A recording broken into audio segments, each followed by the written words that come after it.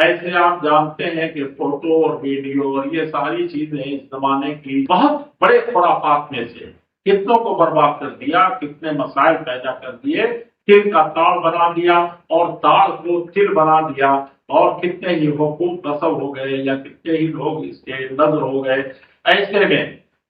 آپ قربانی کا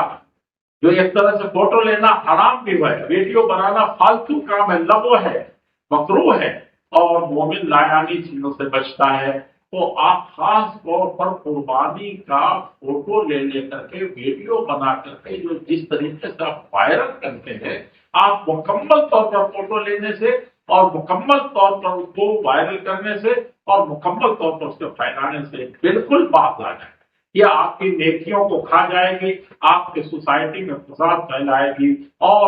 آپ کے ریا اور ملک کو اجاگر کر کے آپ کو سب سے زیادہ خسارے میں مبتلا کر دے گی۔